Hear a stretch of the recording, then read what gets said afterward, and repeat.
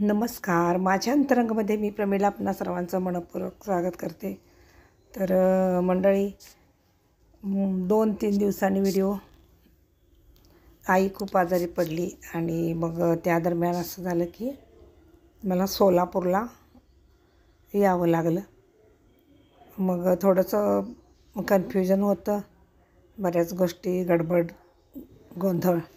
आणि मग तर आता मी सोलापूर सिटीमधून जात आहे आणि आता येऊन खरं तर मला 2 दिवस झाले, पण व्हिडिओ नाही बनवला. तर मग मी आले बघा सोलापुरात, कारण आईची तब्येत बिघडलेली आणि असंच झालं. वडील गेले तेव्हा आज येऊ, उद्या येऊ, जाऊ, परवा असं वाटलं. पण दुर्दैवानं असं झालं की मी तिथं पोहोचले, नुकतेच वडील गेले होते. तर मग कुठंतरी काही गोष्टी आपल्या मनाला लागून राहतात. म्हटलं आई आता जवळ आहे सोलापूर, आपल्याला कोल्हापूर ते सोलापूर फार अंतर नाही. म्हटलं जाऊ, म्हणून मग मी आईकडे इकडं तिला बघण्यासाठी आले.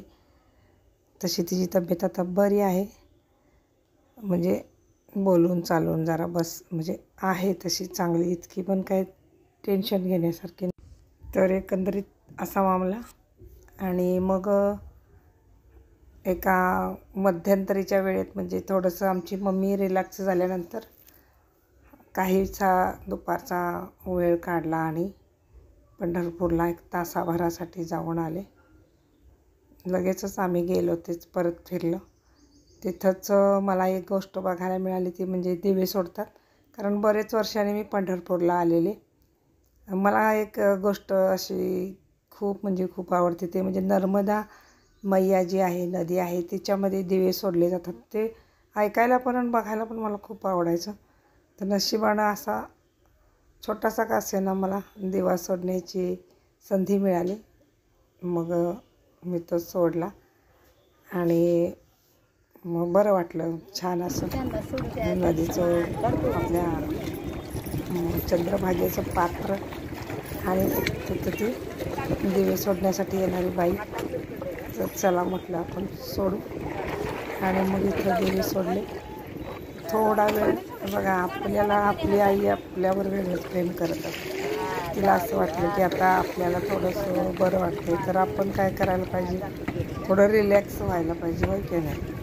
मग रिलॅक्स व्हायला पाहिजे म्हटल्यावर काही वेळाने चला जावा, मग पंढरपूरला जा, ये थोडा वेळ फिरून, अशा प्रकारच्या मध्यंतरी आमच्या दोघींमध्ये चर्चा झाल्या.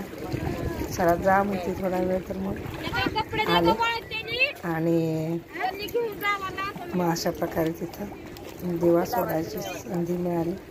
खूप छान होती ती बाई, बोलायला पण गोड.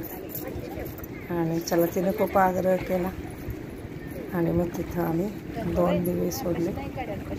परत एक नारळ आणि ब्लाऊज पीस, हळद कुंकू छान नदीला जे पाहिजे ते दिलं. तर एकंदर हा